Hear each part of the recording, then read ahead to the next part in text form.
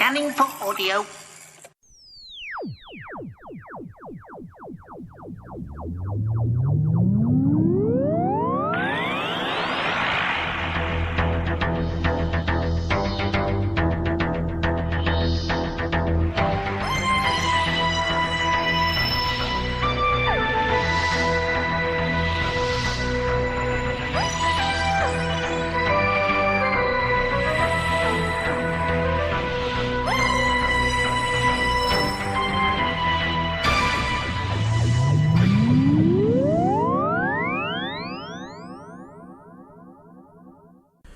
Right, welcome to the Tin Dog Podcast report on Whoville number 2.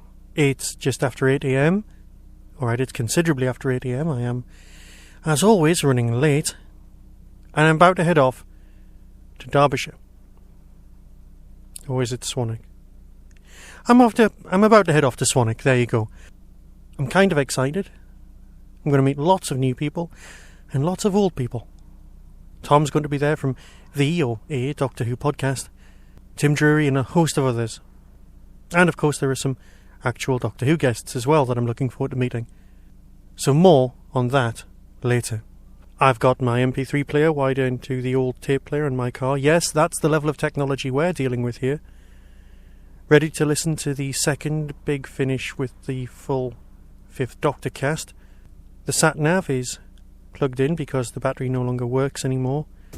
And my phone, well, God help me if that needs a charge. Yes, technology is failing me. Huzzah! Let's get going.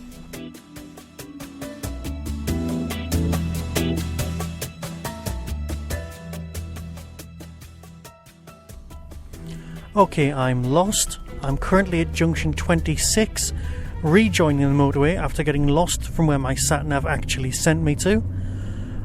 I'm about an hour behind schedule.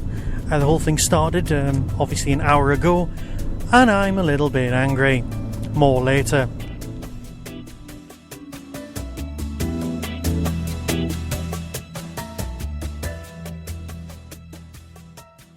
Right, an hour and a half late, I've finally arrived.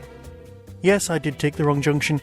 Yes, I hate my sat-nav with a passion that could only be akin to how much we hate credit squeeze at the end of an episode. Anyway, enough nonsense. I'm going to go in. John, I couldn't possibly just ask you to say that my name's John Nixon and you're listening to the Tin Dog Podcast. Let's do it out of... Yes, that would be marvellous. Thank you. If you don't mind, that would be great. Thank you.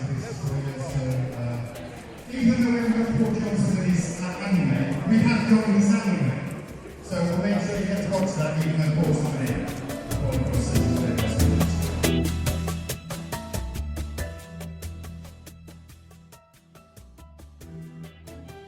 This is K9. You are listening to Tin Dog Podcast. Please do not switch off.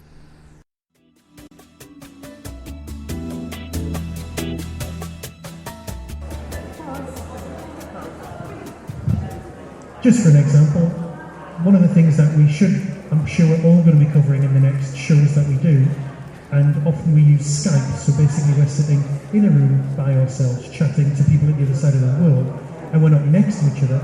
So what do we think about the next series being split into 2 halves? There we are. It's a conversation topic. I'm sure we'll be covering it anyway, so there you go. I personally think, there you go. No. It's alright. As far as I'm concerned, it's a way of getting rid of the Dr. Light episode. You'll only have to make 13 episodes next year instead of 14, including Christmas. You'll get 2 cliffhangers, and you can do the Christmas show, and my favourite, a Halloween episode. Yes, finally! So, that's it, really. Anybody else got anything else to say? Because that was my opinion, and I'm used to talking by myself, to myself, on my own little show that I just ramble on, really. Please, God, someone edit me.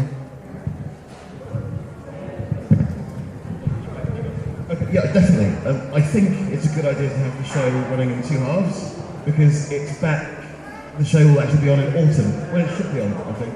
When it's nice and dark outside, and when you want to huddle up for a walk with your family and friends on TV, that's when Doctor Who should be out. Plus, you've also got this thing where you're not waiting for 3 and 4 months no more than about 12, 16 weeks for more new Doctor Who. The last thing we had to sit through was what? A year and a half? That was just ridiculous. A couple of special episodes as well. Wrong. Planet of the Dead, yeah, that was worth waiting for. Definitely.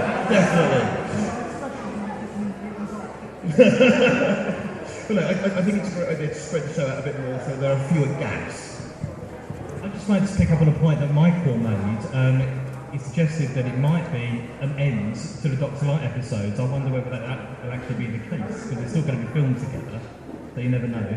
But would that be a good thing? I mean, you as the audience, what do you think? I mean, would you like to see the end of the Doctor Light episodes?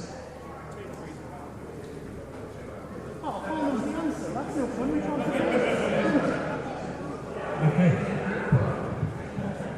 The whole reason that Doctor Who's being split into two, it's the same series but split in two halves, is simply so Moffat can do the second series of Sherlock. That's the only reason, so he has enough time to write both. Is this going to happen every year from now on, or is this just one off? Or is it a transitionary phase and move it to the autumn permanently? I honestly think it's more to do with the following year. You've got the Olympics and you don't want Doctor Who split up or shoved in anywhere. You might as well have it in a whole block in the autumn where we belong, and see some shaking heads, so over to the shaking heads. One thing, it's Doctor Who. The other thing, sport. Sport has the greater weight. It will be split up, whatever has happened, that we shoved around the... You shove it somewhere where it's a bit safe. No. I think they'll shove it where it's a bit safe, and then maybe 1 week put it on at 5, another week put it on at 7, another week put it on at 4 o'clock. So I'm stuck in town and have to get a taxi back to watch Doctor Who because I've forgotten what the time was. Any other theories as to why Stephen Moffat and the production team have decided to take this decision? I think that's a point of view. I think it's 3 episodes of Sherlock. He could do that, in the evening.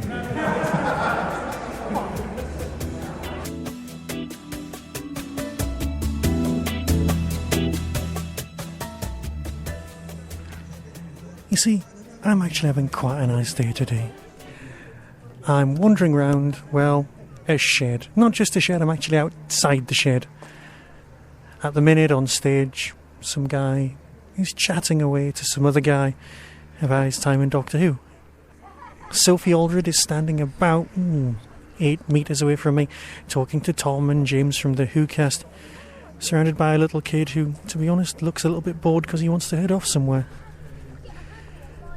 It's lovely. I've just met, for the first time in my entire life, John Leeson, who's a lovely bloke. There's about 1, 2, 3, 4, 5, 6... No, 5 David Tennant lookalikes at various points. 6 David Tennant lookalikes. 3 of which were women. And, to be honest, it's just a lovely day out. I've seen a 6th Doctor, a 5th Doctor, well, actually 2 5th Doctors, one of which is a woman. Lord Cranfield's just walked past me from Black Orchid, or is that Redford Cooper from Ghostlight? I've been in the same room as Katie Manning, and I've just come off stage from the podcasting panel, which I'm sure is going to appear in a lot of different other podcasts. If you want to hear the entire conversation, it would destroy my bandwidth for the entire month, so I'm sure you'll be able to track it down on one of the other shows. No, it's a truly great day. Yes, I arrived late. And yes, I'll probably be leaving early. But it's just lovely to be surrounded by so many like-minded people. I've met the guy from Hearst Books. I've caught up with Paul, Tom, and a host of other podcasters. Everyone had their lovely little handheld recording kit, and it does become like some sort of arms show. There are more people here wearing hats than you see in a year anywhere else. It's just lovely. It's a nice day, had by a lot of nice people.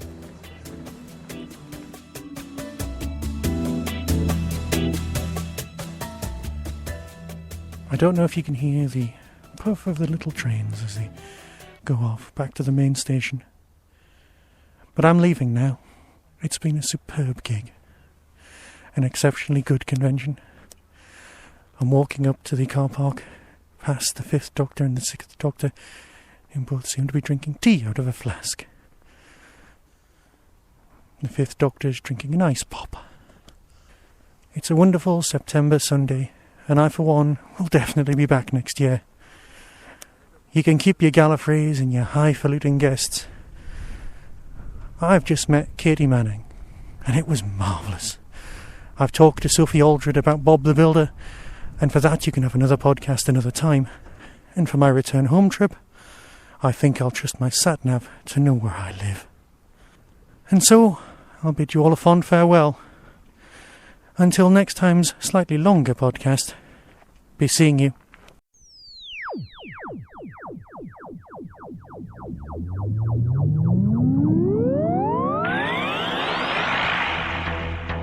You have been listening to the Tin Dog Podcast. Doctor Who and its associated shows are all trademark of the BBC. No infringement is intended. Contact us at tin-dog@hotmail.co.uk.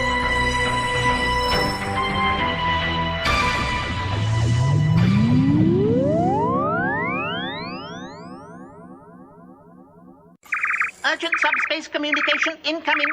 There now follows a short announcement. I'm skinned. So I'm selling one of my favourite Doctor Who items.